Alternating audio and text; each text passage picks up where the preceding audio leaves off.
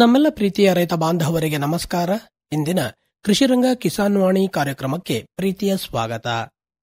ಇಂದಿನ ಈ ಕಾರ್ಯಕ್ರಮದಲ್ಲಿ ರಾಷ್ಟ್ರೀಯ ಸ್ಟಾರ್ಟ್ಅಪ್ ದಿವಸದ ಸಂದರ್ಭದಲ್ಲಿ ಕೃಷಿ ಸ್ಟಾರ್ಟ್ಅಪ್ಗಳ ಕುರಿತಂತೆ ಹಾಸನದ ಮಲೆನಾಡು ತಾಂತ್ರಿಕ ಮಹಾವಿದ್ಯಾಲಯದ ಪ್ರಾಧ್ಯಾಪಕರಾದ ಡಾಕ್ಟರ್ ಎ ಗೀತಾ ಕಿರಣ್ ಅವರೊಂದಿಗಿನ ಸಂದರ್ಶನವನ್ನ ಕೇಳೋಣ. ಇವರನ್ನ ಸಂದರ್ಶಿಸುತ್ತಾರೆ ಅರಕಲಗೂಡು ವಿ ಮಧುಸೂದನ್. ಪ್ರೀತಿಯ ಕೇಳುಗರೆ ನಮಸ್ಕಾರ. ಇವತ್ತಿನ ಕಾರ್ಯಕ್ರಮಕ್ಕೆ ಸ್ವಾಗತ. ಇವತ್ತಿನ ಕಾರ್ಯಕ್ರಮದಲ್ಲಿ ನವೋದ್ಯಮಗಳು ಮತ್ತೆ ಈ ಕೃಷಿಗೆ ಸಂಬಂಧಪಟ್ಟಂತಹ ನವೋದ್ಯಮಗಳ ಬಗ್ಗೆ ನಾವು ತಿಳಿದುಕೊಳ್ಳೋಣ. ಜನವರಿ 16ನೇ ತಾರೀಕನ್ನ ರಾಷ್ಟ್ರೀಯ ನವೋದ್ಯಮ ದಿವಸ ಅಂತ ಹೇಳಿ ಆಚರಣೆಯನ್ನ ಮಾಡಲಾಗುತ್ತೆ. ನವೋದ್ಯಮಗಳು ಇತ್ತೀಚಿನ ದಿವಸಗಳಲ್ಲಿ ತನ್ನದೇ ಆದಂತಹ ಮಹತ್ವವನ್ನ ಪಡೆದುಕೊಂಡಿವೆ. ಜನಸಾಮಾನ್ಯರಿಗೆ ಅನುಕೂಲ ಮಾಡುವ ನಿಟ್ಟಿನಲ್ಲಿ ಇವತ್ತು ಸಾವಿರಾರು ನವೋದ್ಯಮಗಳು ನಮ್ಮ ದೇಶದಲ್ಲಿ ಕೆಲಸವನ್ನ ಮಾಡ್ತಾ ಇದ್ದಾವೆ.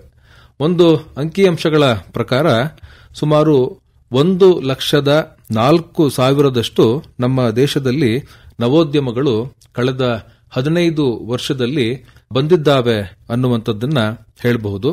ಇನ್ನು ನಮ್ಮ ರಾಜ್ಯದಲ್ಲಿ, ಕರ್ನಾಟಕ ರಾಜ್ಯದಲ್ಲಿ ಸುಮಾರು 12,847 ನವೋದ್ಯಮಗಳು ಕೆಲಸವನ್ನ ಮಾಡ್ತಾ ಇದ್ದಾವೆ. ಇಡೀ ವಿಶ್ವದಲ್ಲಿ ಭಾರತಕ್ಕೆ ನವೋದ್ಯಮಗಳಿಗೆ ಸಂಬಂಧಪಟ್ಟ ಹಾಗೆ 3ನೇ ಸ್ಥಾನ ಇದೆ. ಇಲ್ಲಿ ಅಂತಹ ಒಂದು ವಾತಾವರಣ ಇದೆ. ಈ ನವೋದ್ಯಮಗಳನ್ನ ಪ್ರಾರಂಭ ಮಾಡಲಿಕ್ಕೆ ಒಳ್ಳೆಯ ವಾತಾವರಣ ಇರತಕ್ಕಂತಹ ದೇಶಗಳಲ್ಲಿ ಭಾರತವೂ ಕೂಡ ಒಂದು.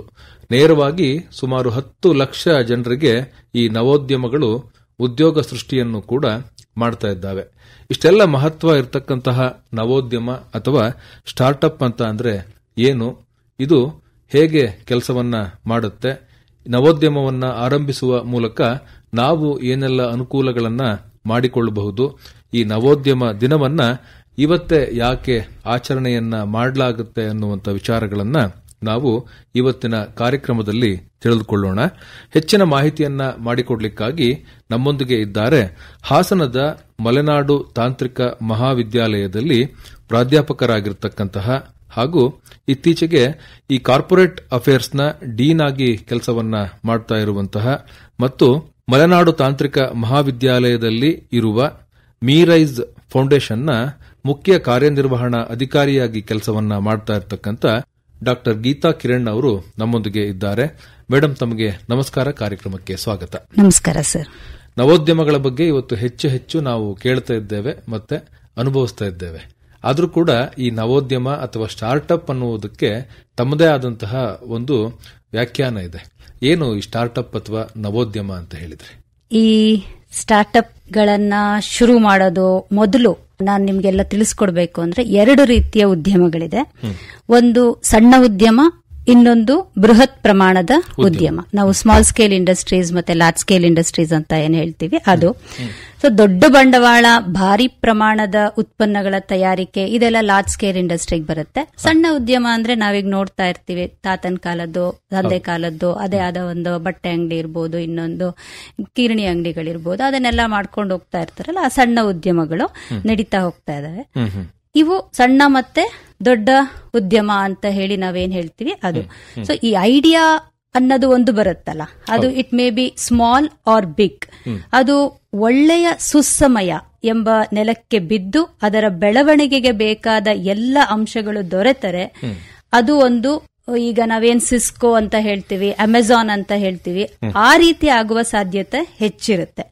ನಿಮ್ಗೆ ನಿಮ್ಮ ಐಡಿಯಾ ಮೇಲೆ ಭರವಸೆ ಇದ್ರೆ ಸಾಕು, ಅದು ಒಂದು ಸ್ಟಾರ್ಟ್ಅಪ್ ಆಗತ್ತೆ ಅಂತ ಒಂದು ಭರವಸೆ ಉಟ್ಕೊಳ್ಳುತ್ತೆ.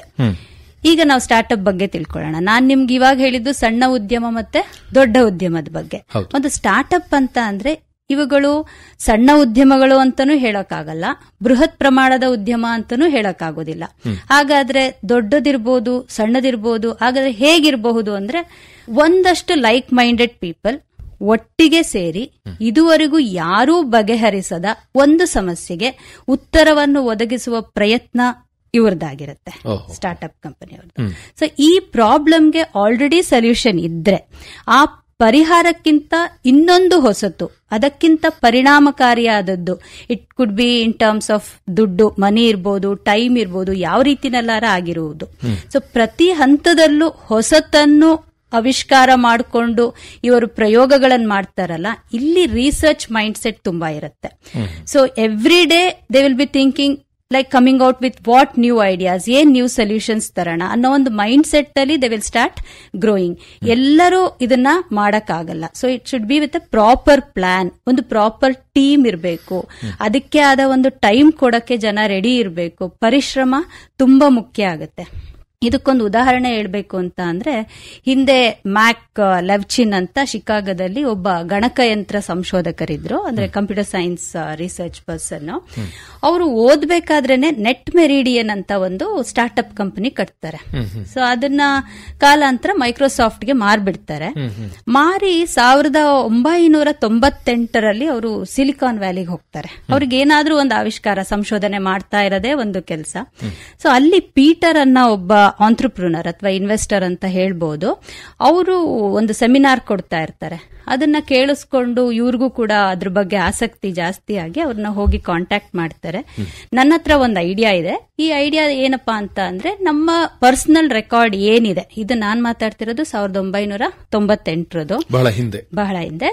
ಸೊ ಅವಾಗ ಆ ರೆಕಾರ್ಡ್ಸ್ ಎಲ್ಲ ಇಟ್ಕೊಳಕ್ಕೆ ನನ್ನ ಹತ್ರ ಒಂದು ಸಾಫ್ಟ್ವೇರ್ ಈ ತರ ಮಾಡಕ್ ಗೊತ್ತಿದೆ, ನಾನೊಂದು ಡಿಜಿಟಲ್ ಅಸಿಸ್ಟೆಂಟ್ ಅಂದ್ರೆ ಪರ್ಸನಲ್ ಡಿಜಿಟಲ್ ಅಸಿಸ್ಟೆಂಟ್ ಅನ್ನ ಐಡಿಯಾ ಇದೆ ಅಂತ. ಪೀಟರ್ಗೂ ಖುಷಿ ಆಗುತ್ತೆ, ಇಬ್ರು ಸೇರ್ಕೊಂಡು ಮಾಡ್ತಾರೆ ಐಡಿಯಾನ. ಬಟ್ ಅದು ಅಷ್ಟು ಕ್ಲಿಕ್ ಆಗಲ್ಲ ಅವರಿಗೆ. ಆದ್ರೆ ನಾನು ಆಗ್ಲೇ ಹೇಳ್ದಾಗೆ ಈ ಸ್ಟಾರ್ಟ್ಅಪ್ ಅನ್ನ ಐಡಿಯಾ ಇರೋರು ಯಾವತ್ತೂ ಕೈ ಬಿಡಲ್ಲ. ಅವ್ರು ಅನ್ಕೊಂಡಿದ್ದಕ್ಕೆ ಮತ್ತೆ ಇನ್ನೇನಾದ್ರೂ ಪ್ರಯೋಗ ಮಾಡ್ತಾರೆ, ಇನ್ನೇನಾದ್ರು ಹೊಸತನ ತರ ಹೋಗ್ತಾನೆ ಇರ್ತಾರೆ. ಸೊ ಅವ್ರು ಏನ್ ಮಾಡೋದು ನೆಕ್ಸ್ಟ್, ಇಲ್ಲ ಇದು ಬೇಕಾಗೋ ಅಂತದೆ, ನಾವು ಯಾವ ರೀತಿ ಗ್ರಾಹಕರನ್ನ ತಲುಪಬೇಕು ಅಂತ ಯೋಚನೆ ಮಾಡ್ತಾ ಮಾಡ್ತಾ ಅವರೊಂದು ಫೀಲ್ಡ್ ಲಿಂಕ್ ಅಂತ ಹೇಳಿ ಇನ್ನೊಂದು ಡಿಜಿಟಲ್ ಲೈಬ್ರರಿ ಸ್ಟಾರ್ಟ್ ಮಾಡ್ತಾರೆ.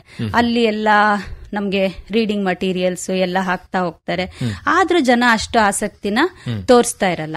ಸೊ ಹಾಗೆ ಅವರದೇ ಆದ ಒಂದು ಸ್ಟಾರ್ಟ್ಅಪ್ ನಲ್ಲಿ ಅವರು ಮ್ಯಾಕ್ಸ್ ಅಂತ ಹೇಳಿ ಒಬ್ಬ ಕೆಲಸ ಮಾಡ್ತಿರ್ತಾರೆ.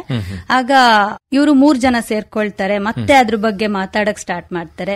ಸೊ ಇವಾಗ ಮ್ಯಾಕ್ಸ್ ಒಂದು ಐಡಿಯಾ ಕೊಡ್ತಾರೆ, ಯಾಕೆ ನಾವು ಜನ ಆರ್ಥಿಕ ವ್ಯವಹಾರಗಳನ್ನು ಕೂಡ ಡಿಜಿಟಲ್ ಆಗಿ ಮಾಡೋದನ್ನ ಇಲ್ಲಿ ಶುರು ಮಾಡಬಾರ್ದು ಅಂತ ಹೇಳಿ. ಸೊ ಹಾಗೆ ಶುರು ಮಾಡೋದಕ್ಕೆ ಅವರು 2 ಪದಗಳನ್ನ ತಗೊಳ್ತಾರೆ, ಕಾನ್ಫಿಡೆನ್ಸ್ ಮತ್ತೆ ಇನ್ಫಿನಿಟಿ ಅಂತ. ಸೊ ಅವೆರಡನ್ನು ಹೊಂದಗೂಡಿಸಿ ಕನ್ಫಿನಿಟಿ ಅನ್ನೋ ಒಂದು ಕಂಪನಿನ ಸ್ಟಾರ್ಟ್ ಮಾಡ್ತಾರೆ. ಇದೆಲ್ಲ ಚಿಕ್ಕ ಚಿಕ್ಕ ಸ್ಮಾಲ್ ಮತ್ತೆ ಎಫಿಷಿಯಂಟ್ ಚೇಂಜಸ್ ಅವ್ರು ಮಾಡ್ತಾ ಹೋಗ್ತಾ ಇರ್ತಾರೆ. ಸೊ ಆಗ್ಲೂ ಅಷ್ಟು ಜನನ ರೀಚ್ ಆಗಕ್ಕಾಗಲ್ಲ, ಆರ್ಥಿಕ ವ್ಯವಹಾರ ತಂದ್ರೂ ಕೂಡ ಅವ್ರಿಗೆ ಅಷ್ಟು ಮಾಡಕ್ ಆಗಲ್ಲ. ಆಗ ಮ್ಯಾಕ್ಸ್ ಮತ್ತೊಂದು ಐಡಿಯಾ ಕೊಡ್ತಾರೆ, ಈಗ ಮಾಡೋಣ, ನಾವು ಗ್ರಾಹಕರು ರೀಚ್ ಆಗೋದಕ್ಕೆ ಅವ್ರಿಗೆ ಏನಾದ್ರು ಒಂದು ಆಫರ್ ಕೊಡೋಣ. ಈಗ ನೀನು ಇಷ್ಟು ಉಪಯೋಗಿಸಿದ್ರೆ ನಿನ್ಗೆ $10 ಪೇ ಬ್ಯಾಕ್ ಆಗುತ್ತೆ, ಆ ತರ ಏನೋ ಒಂದು ಮಾಡೋಣ ಅಂತ. ಸರಿ, ಅದನ್ನ ಸ್ಟಾರ್ಟ್ ಮಾಡ್ತಾರೆ. ಇವರಿಗೆ ಜಾಸ್ತಿ ಕಸ್ಟಮರ್ಸ್ ಸಿಗ್ತಾರೆ. ಸೊ ಅದಲ್ದಲೆ ಏನ್ ಮಾಡ್ತಾರೆ, ಈಗ ನಾನ್ ತಗೊಂಡು ನಾನು ಯೂಸ್ ಮಾಡ್ತಾ ಇದ್ದೆ, ನಾನು 10 ಜನನ ಅದಕ್ಕೆ ಕರ್ಕೊಂಡ್ ಬಂದ್ರೆ ನನಗೆ ಇಷ್ಟು $, ವಾಪಸ್ ಬರುತ್ತೆ ಅಂತ ಹೇಳಿ ಆಗುತ್ತೆ. ಸೊ ಅವಾಗ it went on like anything, ತುಂಬಾ ಚೆನ್ನಾಗುತ್ತೆ. ನಾವೆಲ್ಲ ಈಗ ಪೇಪಾಲ್ ಕಂಪನಿ ಬಗ್ಗೆ ಮಾತಾಡ್ತೀವಲ್ಲ, ಅದೇ ಇದು. ಸೊ ಹೀಗೆ ಮುಂದುವರಿತಾ ಯಾವತ್ತಿಗೂ ಧೃತಿಗೆಡದೆ ಹಾಗೇ ಆಗತ್ತೆ ಅಂತ ಸಣ್ಣ ಸಣ್ಣ ಸಣ್ಣ ಸಣ್ಣ ಚೇಂಜಸ್ ಮಾಡ್ಕೊಳ್ತಾ ಹೋಗಿ ಸ್ಟಾರ್ಟ್ಅಪ್ ಗಳಲ್ಲಿ ನಾವು ಮೇಲ್ ಬರಕ್ಕೆ ಸಾಧ್ಯ. ಎಲ್ಲಾ ಸ್ಟಾರ್ಟ್ಅಪ್ ಕ್ಲಿಕ್ ಆಗುತ್ತೆ ಅಂತ ನಾನು ಹೇಳಲಿಕ್ಕೆ ಬರಲ್ಲ, ತುಂಬಾ ಬಿದ್ದೋಗಿರುತ್ತೆ. ಬಟ್ ಅದಕ್ಕೆ ಮತ್ತೆ ಹೇಗೆ ಎದ್ದು ಬರಬೇಕು ಅನ್ನೋದನ್ನ ನಾವು ಯೋಚನೆ ಮಾಡ್ಬೇಕಾಗತ್ತೆ. ಬರೀ ಐಡಿಯಾ ಸೂಪರ್ ಆಗಿದ್ರೆ ಸಾಲದು, timing is very important than its inherent value ಅಂತ ಹೇಳ್ತೀವಿ ನಾವು. ಸ್ಟಾರ್ಟ್ಅಪ್ ಅಂತ ಅಂದ್ರೆ ನೀವು ಹೇಳುವ ಪ್ರಕಾರ ಅದೊಂದು ದೊಡ್ಡ ಉದ್ದಿಮೆಯೂ ಅಲ್ಲ, ಸಣ್ಣ ಉದ್ದಿಮೆಯೂ ಅಲ್ಲ, ಅಥವಾ ಎರಡೂ ಆಗಿರಬಹುದು. ಸಣ್ಣ ಉದ್ದಿಮೆಯೂ ಆಗಿರಬಹುದು, ದೊಡ್ಡ ಉದ್ದಿಮೆಯೂ ಕೂಡ ಆಗಿರಬಹುದು. ಬಹಳ ಮುಖ್ಯವಾಗಿ ಜ್ಞಾನವನ್ನ ಆಧರಿಸಿ ರಚನೆಗೊಂಡಂತಹ ಒಂದು ಉದ್ದಿಮೆಯನ್ನ ನಾವು ನವೋದ್ಯಮ ಅಂತ ಹೇಳಿ ಕರೆಯಬಹುದು. ಅದು ಸತ್ಯವೂ ಕೂಡ ಹೌದು. ಯಾಕೆ ಅಂತ ಅಂದ್ರೆ ನವೋದ್ಯಮ ಅಂದ ತಕ್ಷಣ ಸುಮ್ಮನೆ ಎಲ್ಲರೂ ಮಾಡಿರೋ ಅಂತದ್ದನ್ನು ಮಾಡೋ ಅಂತದ್ದಲ್ಲ, ಒಂದು ರೀತಿ ವಿಭಿನ್ನವಾಗಿ ಜನರಿಗೆ ಅನುಕೂಲ ಆಗುವ ರೀತಿನಲ್ಲಿ ಮಾಡತಕ್ಕಂತಹ ಈ ಉದ್ಯಮಗಳನ್ನ ನಾವು ನವೋದ್ಯಮಗಳು ಅನ್ನುವಂಥದ್ದನ್ನ ಹೇಳ್ಬಹುದು. ಈ ನವೋದ್ಯಮ ದಿವಸ 16 ಜನವರಿ ಅವತ್ತೇ ಯಾಕೆ ಅದನ್ನ ಆಚರಣೆಯನ್ನ ಮಾಡಲಾಗುತ್ತೆ, ಮತ್ತೆ ಪ್ರತಿ ವರ್ಷವೂ ಕೂಡ ಒಂದು ಘೋಷವಾಕ್ಯ ಇರುತ್ತೆ. ಈ ಸಾಲಿನ ಘೋಷವಾಕ್ಯ ಏನು? ಈ ಸ್ಟಾರ್ಟ್ಅಪ್ ಡೇ ಅನ್ನೋದನ್ನ 2016ರಲ್ಲಿ ಇನಿಷಿಯೇಟ್ ಮಾಡ್ತಾರೆ. ಉದ್ದೇಶ to transform India into a country of job creators than being job seekers. ನಾವೆಲ್ಲರೂ ಎಲ್ ಕೆಲಸ ಸಿಗುತ್ತೆ ಅಂತಾನೆ ಹುಡುಕ್ತಾನೆ ಇರ್ತೀವಿ. ಅದಕ್ಕಿಂತ ನಾವೇ ಯಾಕೆ ಜಾಬ್ ಕ್ರಿಯೇಟರ್ಸ್ ಆಗಬಾರದು ಅನ್ನೋದೇ ಒಂದು ಉದ್ದೇಶ ಈ ಸ್ಟಾರ್ಟ್ಅಪ್ ಡೇದು. ಸೊ ಇದು 2016 ಅಲ್ಲಿ ಸ್ಟಾರ್ಟ್ ಆಯ್ತು. ನೀವು ಕೇಳಿದಾಗೆ ಈ ವರ್ಷದ theme of 2025 it is encouraging innovation, motivating new entrepreneurs to contribute to solving critical challenges with innovative approaches ಅಂತ ಹೇಳಿ ಈ ವರ್ಷ ತಂದಿದ್ದಾರೆ. ಪ್ರತಿ ವರ್ಷವೂ ಕೂಡ ಅದರ ಉತ್ತೇಜನಕ್ಕೆ ಬೇಕಾದ ರೀತಿಯಲ್ಲಿ ಮಾಡ್ತಾ ಹೋಗುವುದು. ತುಂಬಾ ಸೌಲಭ್ಯಗಳಿದೆ. ನಾವು ಆ ನಿಟ್ಟಿನಲ್ಲಿ ಓದಿ ತಿಳ್ಕೊಂಡು ಎಕ್ಸ್ಪ್ಲೋರ್ ಮಾಡಿದ್ರೆ, ನಾವು ಕರೆಕ್ಟ್ ಆಗಿ ಉಪಯೋಗ ಪಡಿಸ್ಕೊಂಡ್ರೆ ತುಂಬಾ ಮೇಲ್ ಬರಬಹುದು. ಈ ಉದ್ದಿಮೆಗಳು ಅಂತ ಅಂದಾಗ ಬಹಳ ಹಿಂದೆ ನಾವೊಂದು 15-20 ವರ್ಷದ ಹಿಂದಕ್ಕೆ ಆಲೋಚನೆ ಮಾಡಿದ್ರೆ ಯಾರ ಹತ್ರ ಹಣ ಇರ್ತಾ ಇತ್ತೋ ಅಂತವ್ರು ಮಾತ್ರ ಹೊಸ ಉದ್ದಿಮೆಗಳನ್ನ ಪ್ರಾರಂಭ ಮಾಡ್ತಾ ಇದ್ರು. ಅದರ ಮೂಲಕ ಉದ್ಯೋಗ ಸೃಷ್ಟಿ ಆಗ್ತಾ ಇತ್ತು, ಮತ್ತೆ ಅವ್ರಿಗೆ ಗಳಿಕೆಯೂ ಕೂಡ ಆಗ್ತಾ ಇತ್ತು. ಆದ್ರೆ ಈ ನವೋದ್ಯಮ ಅಥವಾ ಸ್ಟಾರ್ಟ್ಅಪ್ ಅನ್ನುವಂಥದ್ದು ಆ ರೀತಿ ಅಲ್ಲ. ಯಾರಾದ್ರೂ ಕೂಡ ಈ ನವೋದ್ಯಮಗಳನ್ನ ಪ್ರಾರಂಭವನ್ನ ಮಾಡಬಹುದು ಅನ್ನುವಂಥದ್ದು. ಈ ನಿಟ್ಟಿನಲ್ಲಿ ಈ ನವೋದ್ಯಮಗಳನ್ನ ಮಾಡಲಿಕ್ಕೆ ಹಣ ಸಂಗ್ರಹ ಹೇಗೆ ಅಥವಾ ಹಣವನ್ನ ಹೇಗೆ ಹೊಂದಿಸಿಕೊಳ್ಬಹುದು? ಇಲ್ಲಿ ಮುಖ್ಯವಾಗಿ 5 ಮೂಲಗಳಿದೆ. ಒಂದು, ನೀವು ಆಗ್ಲೇ ಹೇಳ್ದಾಗೆ ನಮ್ಮದೇ ಸ್ವಂತ ಹಣ, ನಮ್ಮ ಹತ್ರನೇ ಹಣ ಇದೆ. ಸೊ ಅವಾಗ ಅದಿನ್ನು ತುಂಬಾ ಒಳ್ಳೇದು. ನಮ್ಮ ಹಣ ನಾವು ಖರ್ಚು ಮಾಡ್ಬೇಕಾದ್ರೆ ತುಂಬಾ ಕಂಟ್ರೋಲ್ಡ್ ಆಗಿರ್ತೀವಿ, ಎಷ್ಟು ಬೇಕೋ ಅಷ್ಟು ಉಪಯೋಗಿಸ್ತಾ ಇರ್ತೀವಿ. ಆಮೇಲೆ ಇನ್ನೊಂದು ಅಂದ್ರೆ ಇಲ್ಲಿ ಟೈಮ್ ತುಂಬಾ ಉಳಿಯುತ್ತೆ.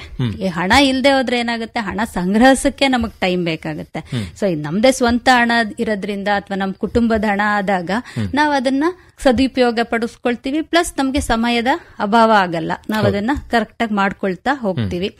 ಒಂದ್ ಎಕ್ಸಾಂಪಲ್ ಹೇಳ್ಬೇಕು ಅಂದ್ರೆ, ಗುರ್ಗಾಂವ್ ಅಲ್ಲಿ ಗ್ರೇಟ್ ಲರ್ನಿಂಗ್ ಅಂತ ಹೇಳಿ 2013 ಸ್ಟಾರ್ಟ್ ಮಾಡ್ತಾರೆ. ಈ ಗ್ರೇಟ್ ಲರ್ನಿಂಗ್ ಅನ್ನೋದೇನು ಅಂತ ಅಂದ್ರೆ, ಈಗ ನಾನು ಕೆಲ್ಸಕ್ಕೆ ಹೋಗ್ತಾ ಇದ್ದೀನಿ ಅಥವಾ ನೀವು ಕೆಲಸ ಮಾಡ್ತಿದ್ದೀರಾ, ನಿಮ್ಗೆ ಇನ್ನೂ ಕಲಿಯೋ ಆಸಕ್ತಿ ಇದೆ, ಆದ್ರೆ ನಿಮ್ಗೆ ಹೋಗ್ಲಿಕ್ಕಾಗಲ್ಲ, ಯಾವ್ದೋ ಒಂದು ಡಿಗ್ರಿ ಕಾಲೇಜಿಗೆ ಮತ್ತೋಗಿ ಸೇರ್ಕೊಳಕ್ಕಾಗಲ್ಲ, ಒಂದು ಟ್ರೈನಿಂಗ್ ಪ್ರೋಗ್ರಾಮ್ಗೆ ಹೋಗಿ ಸೇರ್ಕೊಳಕ್ಕಾಗಲ್ಲ ಅಂದಾಗ ಅದಕ್ಕೆ ಆದಂತ ವೆಬ್ಸೈಟ್ ಸ್ಟಾರ್ಟ್ ಆಯ್ತು.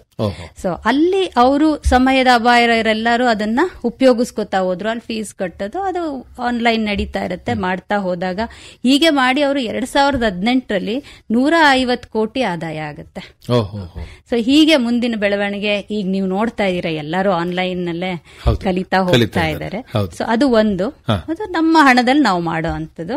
ಎರಡನೇದು ಕ್ರೌಡ್ ಫಂಡಿಂಗ್ ಅಂತ ಹೇಳಿ. ಈಗೆಲ್ಲ ಕ್ರೌಡ್ ಫಂಡಿಂಗ್ ಅಂತಾನೆ ಅಂತರ್ಜಾಲ ತಾಣಗಳಿವೆ. ಅಲ್ಲಿ ಸ್ಟಾರ್ಟ್ಅಪ್ ಕಂಪನಿಗಳು ತಮ್ಮ ಕಂಪನಿ ಐಡಿಯಾನ ಹಾಕ್ತಾರೆ, ಉದ್ದೇಶ ಎಲ್ಲವನ್ನ ತಿಳಿಸ್ತಾರೆ. ಅದರಲ್ಲಿ ನಂಬಿಕೆ ಇರೋರು ಹಣ ಇನ್ವೆಸ್ಟ್ ಮಾಡ್ತಾರೆ. ಇನ್ವೆಸ್ಟರ್ಸ್ ತುಂಬಾ ಜನ ಇರ್ತಾರೆ ಅಲ್ಲಿ. ಸೊ ದಿನನಿತ್ಯದ ಕೆಲಸದಲ್ಲಿ ಏನಾಗುತ್ತೆ, ಆ ಕ್ರೌಡ್ ಫಂಡಿಂಗ್ ಅಲ್ಲಿ ಅಷ್ಟೊಂದ್ ಜನ ನಮ್ಮ ಒಂದು ಸ್ಟಾರ್ಟ್ಅಪ್ ಗೆ ಇನ್ವೆಸ್ಟ್ ಮಾಡೋದ್ರಿಂದ ಅವರ ಪಾತ್ರ ಅಥವಾ ನಿಯಂತ್ರಣ ಏನೂ ಇರೋದಿಲ್ಲ. ಸೊ ಫ್ರೀ ಹ್ಯಾಂಡ್, ಇಲ್ಲಿ ಯಾರು ಸ್ಟಾರ್ಟ್ಅಪ್ ಮಾಡ್ತಿರ್ತಾರೆ ಅವರಿಗೆ ಅವರು ನಾನು ಹಣ ಹಾಕಿದೀನಿ, ಏನ್ ಮಾಡ್ತಾ ಇದೀಯಾ, ಹಾಗೆ ಹೀಗೆ ಅಂತ ಫಾಲೋ ಅಪ್ ಮಾಡೋರು ಇರಲ್ಲ. ಇವ್ರೊಂದು ಫ್ರೀ ಮೈಂಡ್ ಸೆಟ್ ಅಲ್ಲಿ ಕೆಲಸ ಮಾಡ್ತಾ ಹೋಗ್ಬೋದು. ಅದು ಒಂದು ಅಡ್ವಾಂಟೇಜ್ ಕ್ರೌಡ್ ಫಂಡಿಂಗ್ ಸೈಟ್ ಅಲ್ಲಿ. ಅರ್ಥ ಆಯ್ತು ಅನ್ಕೊಳ್ತೀನಿ. ಸೊ ಆ ವೆಬ್ಸೈಟ್ ಅಲ್ಲಿ ಸಿನಿಮಾಗಳು ಕೂಡ ಬಂದು ಕ್ರೌಡ್ ಫಂಡಿಂಗ್ ಅಲ್ಲಿ ಹಾಗೆ ತುಂಬಾ ಲಕ್ಷಾಂತರ ಡಾಲರ್ಸ್ ನ ಸ್ಟಾರ್ಟ್ಅಪ್ ಇನ್ವೆಸ್ಟ್ ಮಾಡಿರೋದು ಉಂಟು ಈ ರೀತಿಲಿ. ಸೊ ಕೆಲವೊಂದು ವೆಬ್ಸೈಟ್ಗಳು ಹೇಳ್ಬೇಕು ಅಂದ್ರೆ ಕಿಕ್ ಸ್ಟಾರ್ಟರ್, ಇಂಡಿಗೋಗೋ, ರಾಕೆಟ್ ಹಬ್, ಗೋ ಫಂಡ್ ಮೀ, ಕ್ರೌಡ್ ರೈಸ್ ಇತ್ಯಾದಿಗಳೆಲ್ಲ ಇದಾವೆ. ಅದು ಕ್ರೌಡ್ ಫಂಡಿಂಗ್. ಒಂದು ಸ್ವಂತ ಹಣ, ಇನ್ನೊಂದು ಕ್ರೌಡ್ ಫಂಡಿಂಗ್, ಇನ್ನೊಂದು ಏಂಜಲ್ ಇನ್ವೆಸ್ಟ್ಮೆಂಟ್ ಅಂತ. ಇಲ್ಲಿ ಯಾರೋ ಒಬ್ಬ ಮನುಷ್ಯ ಅವನೇ ಪೂರ್ತಿ ಹಣ ಹಾಕ್ತಾನೆ. ಯಾವ people they will invest their own money for an idea toward startup. ಆಮೇಲೆ ಅವರು ಹೈ ಸ್ಟೇಕ್ಸ್ ತಗೊಳ್ತಾರೆ ಅದ್ರದ್ದು. ಸೊ ಇಲ್ಲಿ ತುಂಬಾ ರಿಸ್ಕ್ ಇದೆ. ಸಂಪೂರ್ಣ ಹಣ ಅವರೇ ಹಾಕೋದ್ರಿಂದ ಅವರು ತುಂಬಾನೇ ಅದ್ರ ಬಗ್ಗೆ ಮುತುವರ್ಜಿ ವಹಿಸ್ತಾರೆ, ಆಗ್ತಾ ಇರತ್ತೆ. ಇದು ಒಂದು ರೀತಿ ಫುಲ್ ಹಣ ಹಾಕಿ ಹೈ ಸ್ಟೇಕ್ಸ್ ತಗೊಳ್ಳೋದು. ಇನ್ ಕೆಲವರು ಏಂಜಲ್ ಇನ್ವೆಸ್ಟರ್ಸ್ ಏನ್ ಮಾಡ್ತಾರೆ ಅಂದ್ರೆ ಅಗ್ರಿಮೆಂಟ್ ಮಾಡ್ಕೊಡ್ತಾರೆ ಶುರುನಲ್ಲೇ. ಫ್ಯೂಚರ್ ಅಲ್ಲಿ ಯಾರು ದೊಡ್ಡ ಇನ್ವೆಸ್ಟರ್ಸ್ ಬಂದ್ರೆ ಇವರು ಪಾಲುದಾರಿಕೆಯಲ್ಲಿ ಡಿಸ್ಕೌಂಟೆಡ್ ರೇಟ್ ಕೇಳ್ತಾರೆ. ಸೊ ಆ ತರ ಏಂಜಲ್ ಇನ್ವೆಸ್ಟರ್ಸ್ ಇದಾರೆ. ಅವ್ರು ಶುರುಲೇ ಏನು ತುಂಬಾ ಸ್ಟೇಕ್ಸ್ ತಗೊಳಕ್ ಹೋಗಲ್ಲ, ಒಂದಷ್ಟು ಅವಕಾಶ ಕೊಡ್ತಾರೆ, ಅವ್ರು ಬೆಳೆಯೋದಕ್ ಬಿಡ್ತಾರೆ. ಆಮೇಲೆ ದೊಡ್ಡ ಸ್ಟೇಕ್ ಅವ್ರು ಯಾರು ಬಂತ ಅಂದ್ರೆ ಇವರು ಸ್ವಲ್ಪ ಹಿಂದೆ ಉಳಿದು ಆಯ್ತು ನಮ್ಗೆ ಸ್ವಲ್ಪನೇ ಸ್ಟೇಕ್ಸ್ ಕೊಡಿ ಬಟ್ ಡಿಸ್ಕೌಂಟೆಡ್ ರೇಟ್ ಅಲ್ಲಿ ಕೊಡಿ ಅಂತ ಹೇಳಿ ತಗೊಳ್ತಾರೆ. ಸೊ ಈ ತರ ಕೂಡ ಇರುತ್ತೆ. ಈ ತರ ಅಂತರ್ಜಾಲ ತಾಣಗಳು ಇವೆ. Indian angel network, angel .co, mumbai-angels.com ಹೀಗೆ ತುಂಬಾ ತಾಣಗಳಿವೆ. ಇದು 3ನೇದು ಏಂಜಲ್ ಇನ್ವೆಸ್ಟ್ಮೆಂಟ್. 4ನೇದು ವೆಂಚರ್ ಕ್ಯಾಪಿಟಲ್ ಅಂತ. ವೆಂಚರ್ ಕ್ಯಾಪಿಟಲ್ ಹೌದು, ಇದು ಒಂಥರ ಪ್ರೊಫೆಷನಲ್ ಫಂಡ್, ಕ್ರೋರ್ಸ್ ನಲ್ಲಿ ಫಂಡ್ ಮಾಡ್ತಾರೆ ಇವರು. ಎಲ್ಲ ಒಟ್ಟಿಗೆ ಸೇರಿ ಒಂದು ಫಂಡ್ ಇಟ್ಟಿರ್ತಾರೆ. ಇವರು ಇನಿಷಿಯಲಿ ಶೇರ್ ತಗೊಳ್ತಾರೆ, ಆದ್ರೆ ತುಂಬಾ ಇನ್ವಾಲ್ವ್ ಕೂಡ ಆಗ್ತಾರೆ. ಅವರು ಮೆಂಟರಿಂಗ್ ಮಾಡ್ತಾರೆ, ಬೋರ್ಡ್ ಆಫ್ ಡೈರೆಕ್ಟರ್ಸ್ ಅಲ್ಲಿ ಇರ್ತಾರೆ, ಅವರೊಬ್ಬರಾಗಿರ್ತಾರೆ ಬೋರ್ಡ್ ಆಫ್ ಡೈರೆಕ್ಟರ್ಸ್ ಅಲ್ಲಿ. ಪ್ರತಿಯೊಂದು ಡಿಸಿಷನ್ ತಗೊಳ್ತಾರೆ. ಹಣ ಗಳಿಕೆ ಬಗ್ಗೆ ಅವರಿಗೆ ತುಂಬಾ ಅನುಭವ ಇರುತ್ತೆ, ಯಾಕಂದ್ರೆ ಅವ್ರಿಗೆ ಕೆಲಸನೇ ಇದು. ವೆಂಚರ್ ಕ್ಯಾಪಿಟಲಿಸ್ಟ್ಗೆ ದುಡ್ಡು ಎಲ್ಲಾದ್ರೂ ಇನ್ವೆಸ್ಟ್ ಮಾಡೋದು, ಅವ್ರನ್ನ ಫಾಲೋ ಅಪ್ ಮಾಡೋದು, ಮೆಂಟರಿಂಗ್ ಮಾಡೋದು, ಆ ಸ್ಟಾರ್ಟ್ಅಪ್ ಚೆನ್ನಾಗ್ ಆಗೋ ತನಕ ಅವ್ರು ಫಾಲೋ ಅಪ್ ಮಾಡ್ತಾ ಹೋಗ್ತಾರೆ. ಸೊ ಅವ್ರದ್ದು ಕಂಪ್ಲೀಟ್ ಇನ್ವಾಲ್ವ್ಮೆಂಟ್ ಈ ವೆಂಚರ್ ಕ್ಯಾಪಿಟಲಿಸ್ಟ್ ಇದ್ರಲ್ಲಿ ಇರುತ್ತೆ, ಫಂಡ್ ಮಾಡ್ತಾ.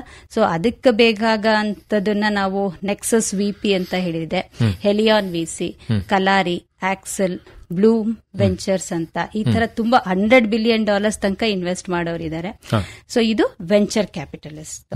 ಇನ್ನೊಂದು ಕಡೆಯದಾಗಿ ಇನ್ಕ್ಯುಬೇಟರ್ ಅಂಡ್ ಆಕ್ಸಿಲರೇಟರ್ ಫಂಡ್ಸ್ ಅಂತ ಹೇಳಿದೆ.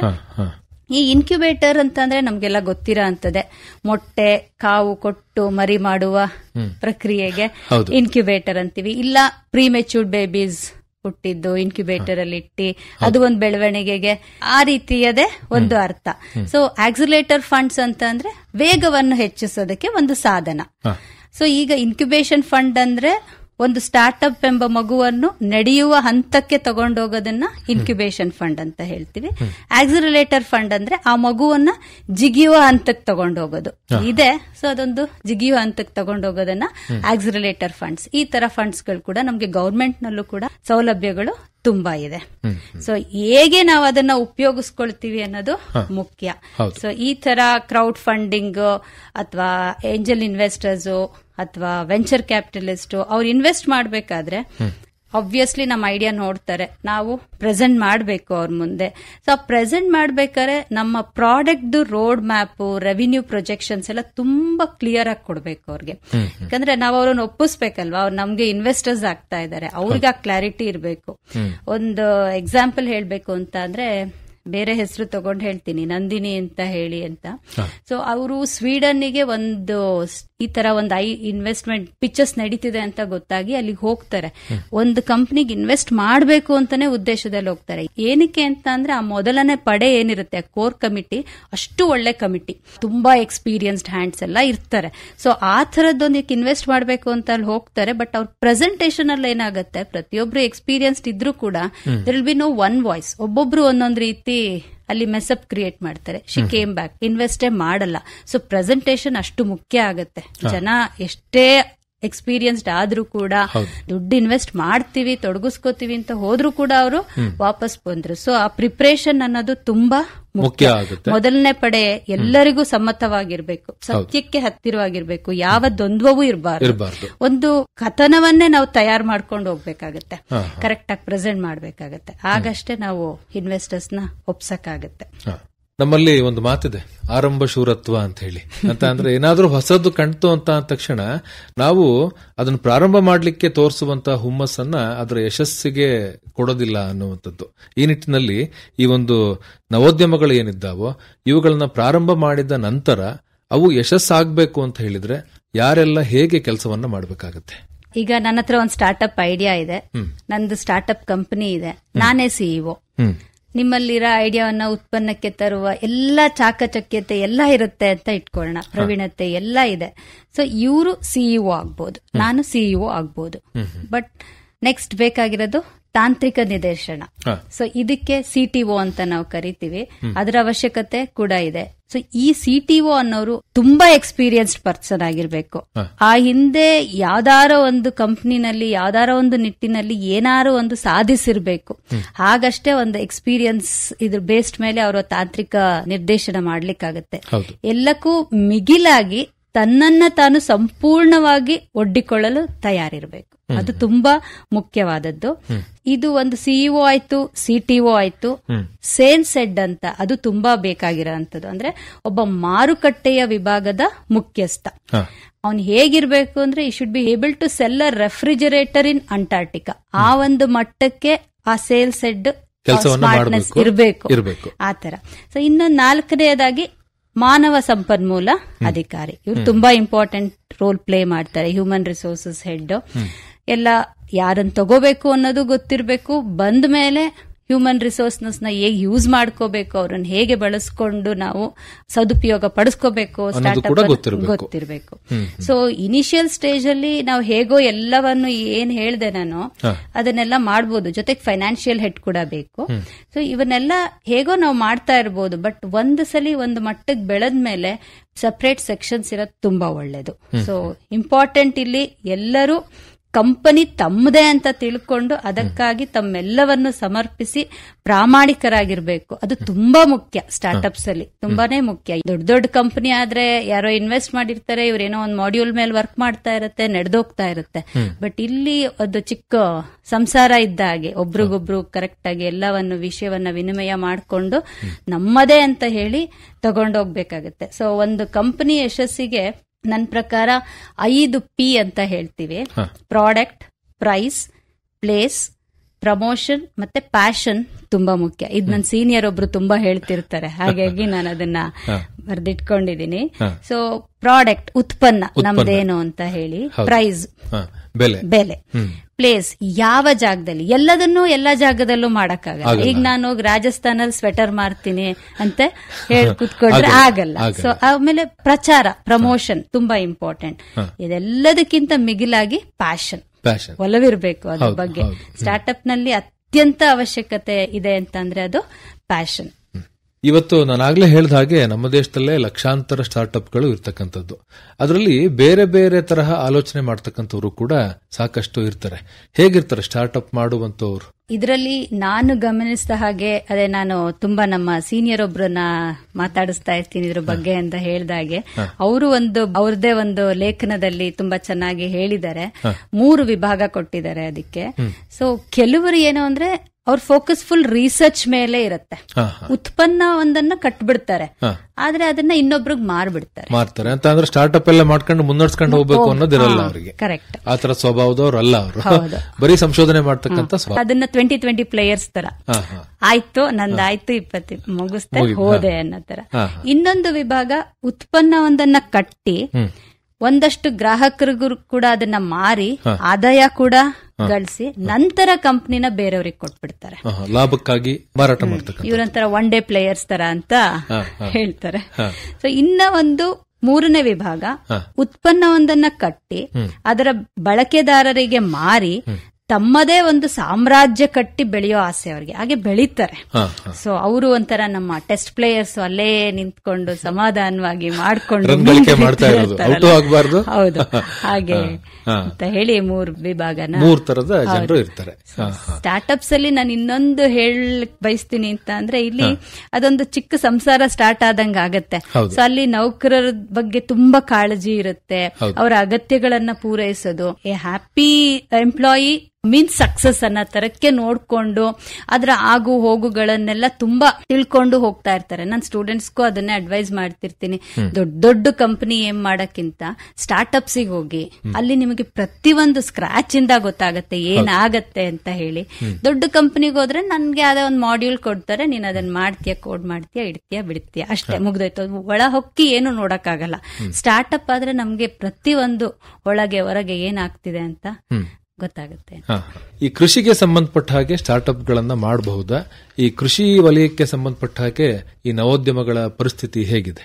ತುಂಬಾ ಚೆನ್ನಾಗಿದೆ. ಆಕ್ಚುಲಿ ಒಳ್ಳೆ ಪ್ರಶ್ನೆ. ಕೃಷಿಗೆ ಅಂತ ಹೇಳೇನೆ ತುಂಬಾ ಉತ್ತೇಜನ ಕೊಡ್ತಾ ಇದ್ದಾರೆ ನಮ್ಮ ಕರ್ನಾಟಕದಲ್ಲಿ ಇರ್ಬೋದು, ಇಂಡಿಯಾದಲ್ಲಿ ಇರ್ಬೋದು. ಹೌದು, ಎಲ್ಲ ತುಂಬಾನೇ ಎಷ್ಟು ನಡೆಯುತ್ತೆ ಸಮಿಟ್ಸ್ ಎಲ್ಲ ಅಂತ ಅಂದ್ರೆ ಅಲ್ಲಿ ಹೋಗಿ ನಾವು ಕೂತು ತಿಳ್ಕೋಬಹುದು. ಹೋಗ್ಲಿಕ್ಕೆ ಟೈಮ್ ಇಲ್ಲ ಅಂತ ಹೇಳಿದ್ರೆ ತುಂಬಾ ವೆಬ್ಸೈಟ್ಸ್ ಗಳಿದೆ, ಅಲ್ಲೂ ತಿಳ್ಕೋಬಹುದು. ತುಂಬಾ ಇದೆ. ಈಗ ಕೂಡ ಶಿವಮೊಗ್ಗದಲ್ಲಿ ಈ 18ನೇ ತಾರೀಕು ಶನಿವಾರ ಮಲ್ನಾಡ್ ಸ್ಟಾರ್ಟ್ಅಪ್ ಸಮಿಟ್ ಅಂತ ನಡೀತಾ ಇದೆ, ಪ್ರೇರಣಾ ಕನ್ವೆನ್ಷನ್ ಹಾಲ್ ಅಲ್ಲಿ, PS ಕ್ಯಾಂಪಸ್ ಅಲ್ಲಿ. ಸೊ ಅಲ್ಲೂ ಕೂಡ ನನಗೆ ತಿಳಿದ್ಪಟ್ಟಂಗೆ 1,000 ಐಡಿಯಾ ಬಂದಿದೆ ಅಂತ ಹೇಳಿದ್ರು. ನನ್ಗೆ ಇನ್ವೈಟ್ ಮಾಡಕ್ ಕಾಲ್ ಮಾಡಿದಾಗ ಅವ್ರ ಹತ್ರ ಹೇಳ್ತಿದ್ರು. ತುಂಬಾನೇ ಐಡಿಯಾಸ್ ಇರುತ್ತೆ, ಯಾವ್ಯಾವ ತರದ್ ತಗೊಂಡು ಒಂದ್ ಸ್ವಲ್ಪ ಟೆಕ್ನಾಲಜಿ ಟಚ್ ಕೊಟ್ಬಿಟ್ರಂತೂ ಸೊಲ್ಯೂಷನ್ಸ್ ಬೇಗ ಸಿಗ್ತಾ ಹೋಗುತ್ತೆ. ಒಂದು ಹೇಳ್ಬೇಕು ಅಂದ್ರೆ ಈ ಸಾಯಿಲ್ ಮಾಯಿಶ್ಚರ್ ಡಿಟೆಕ್ಷನ್ ನಾವು ಕೂಡ ಮಕ್ಳ ಹತ್ರ ಮಾಡ್ಸಿದೀವಿ ಕಾಲೇಜ್ ನಲ್ಲಿ. ಸೊ ಅದು ಡ್ರಿಪ್ ಇರಿಗೇಷನ್ ಈಗ ಮಾಡ್ಸಿದ್ವಿ ಇಲ್ಲಿ. ಸೊ ಅದು ಡ್ರಿಪ್ ಆಗ್ತಾ ಇರತ್ತೆ. ಸಾಕು ಇಷ್ಟು ನೀರು ಅಂತ ಆದ ತಕ್ಷಣ ಮಾಯಿಶ್ಚರ್ ಡಿಟೆಕ್ಟ್ ಆಗಿ ನಿಂತೋಗುತ್ತೆ. ಓಹೋ, ಆ ಗಿಡಕ್ಕೆ ಎಷ್ಟು ಬೇಕೋ ಅಷ್ಟು ಮಾತ್ರ ತೇವಾಂಶವನ್ನ ನೀಡ್ತಕ್ಕಂಥ. ಅದು ನಾನು ಡ್ರಿಪ್ ಇರಿಗೇಷನ್ ಹೇಳಿದೆ. ಹಂಗೆ ಸ್ಪ್ರಿಂಕ್ಲರ್ ಇರ್ಬೋದು, ಯಾವ್ದಾದ್ರೂ ಇರ್ಬೋದು. So automated soil moisture detection ಅಂತ ಹೇಳಿ ಆ ತರದ್ದೆಲ್ಲ ಕಂಡುಹಿಡಿಬಹುದು. ಇನ್ನೊಂದು ಮಾಡಿಸಿದೀವಿ ನಾವು ಸ್ಟೂಡೆಂಟ್ಸ್ ಹತ್ರ. ಈಗ ಈ ಕಡೆ ಎಲ್ಲ ಅಡಿಕೆ ಬೆಳೀತಿದ್ದಾರೆ, ಜಾಸ್ತಿ ಇದೆ. ಹೌದು, ಅದನ್ನ ಕೀಳದೆ ಒಂದು ಕೆಲಸ. ಸೊ ಅದಕ್ಕೂ ಕೂಡ ಜೊತೆಗೆ ಎಲೆಕ್ಟ್ರಿಕಲ್, ಕಂಪ್ಯೂಟರ್ ಸೈನ್ಸ್ ಸ್ಟೂಡೆಂಟ್ಸ್ ನೆಲ್ಲ ಜೊತೆ ಮಾಡಿ, ಸೊ ಅದಕ್ಕೊಂದು ಹಾರ್ಡ್ವೇರ್ ಮಾಡಿಸಿ ಅಲ್ಲಿ ಜೊತೆಗೆ ಸಾಫ್ಟ್ವೇರ್ ಕೂಡ ಹಾಕಿ, ಸೊ ಇದು ಮೇಲೆ ಹೋಗಿ ಡಿಟೆಕ್ಟ್ ಮಾಡುತ್ತೆ ಯಾವ ಅಡಿಕೆಗಳು. ಹೌದು, ಅಥವಾ ಅದು ಯಾವ್ದು ಹಾರ್ವೆಸ್ಟ್ ಮಾಡ್ಲಿಕ್ಕೆ ಬಂದಿದೆ. ಹೌದು, ಕರೆಕ್ಟ್. ಸೊ ಅಂತದನ್ನ ಮಾತ್ರ ಕಿತ್ಬಿಟ್ಟು ಹಾಕೋ ತರ ಮಾಡಿದೀವಿ. ಸೊ ಅದಕ್ಕೆ ಪೇಟೆಂಟ್ ಕೂಡ ಆಗಿದೆ. ಈಗ recently government of Karnataka, department of ITBT ಅವರು ಕೂಡ ಫಂಡ್ಸ್ ನ ಸ್ಯಾಂಕ್ಷನ್ ಮಾಡಿದ್ದಾರೆ.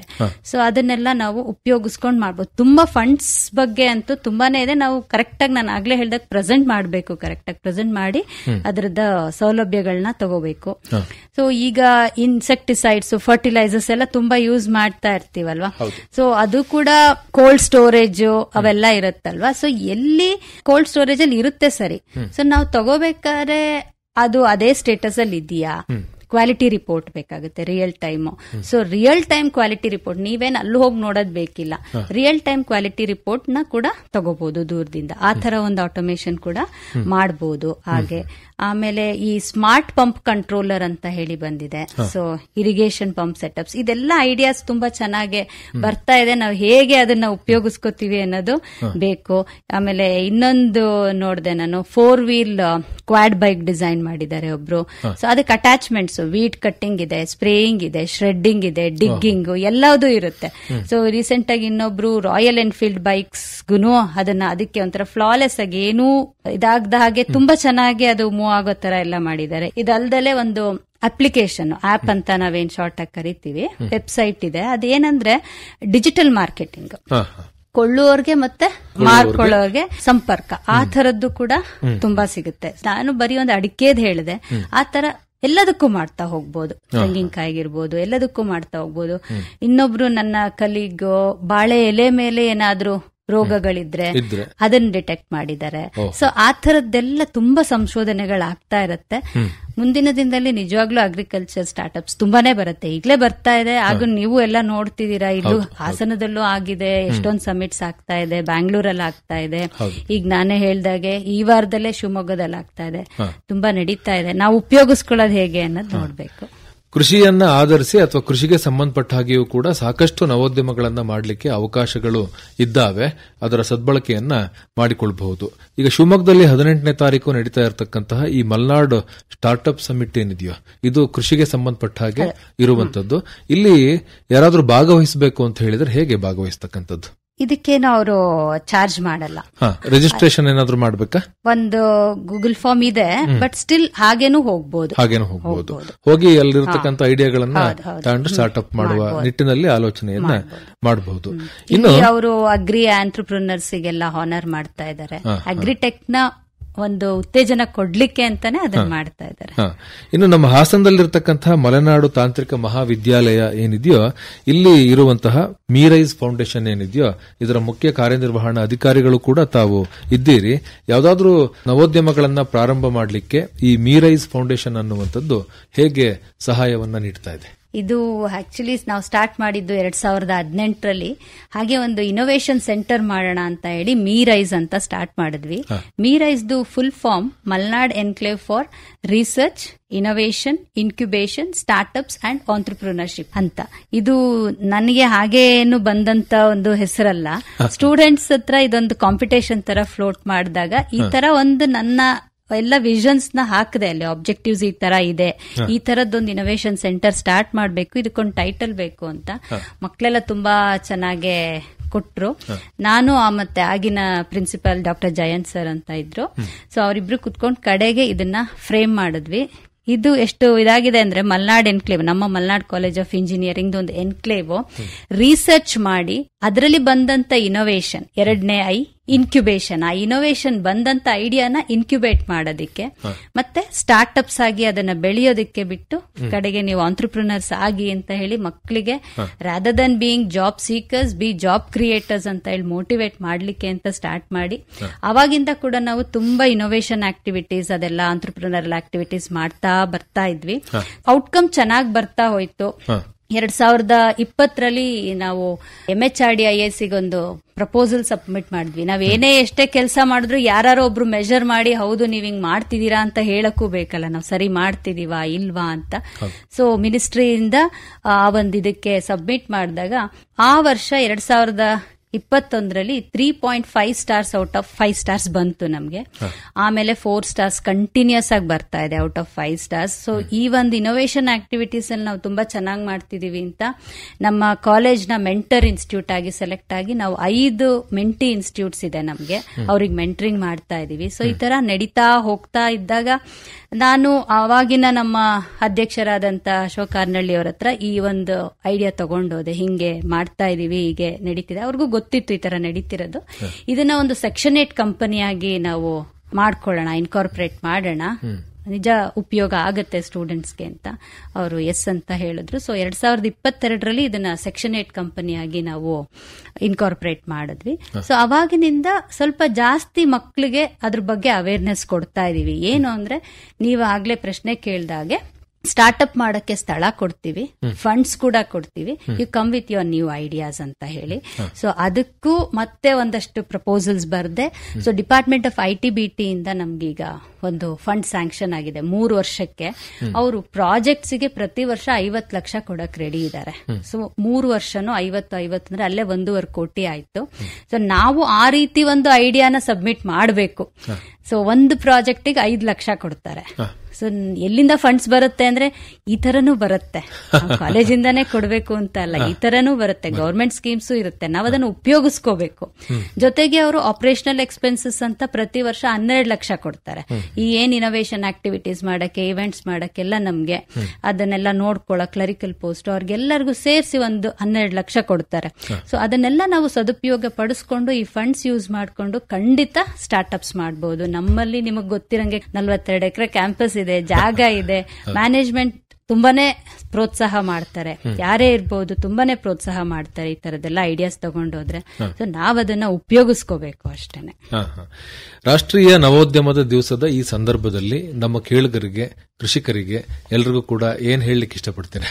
ನಂದು ಮೋಟೋ ಇರೋದೇ ಅದು, ನವೋದ್ಯಮಗಳು ಹೆಚ್ಚೆಚ್ಚು ಆಗಬೇಕು. ನಾವು ಇದನ್ನ ಕೇಳಿದಾಗ ನಂದು ಒಂದೇ ಉತ್ತರ, ಜಾಬ್ ಸೀಕರ್ಸ್ ಆಗ್ಬೇಡಿ, ನೀವು ಜಾಬ್ ಕ್ರಿಯೇಟರ್ಸ್ ಆಗಿ ಅಂತ.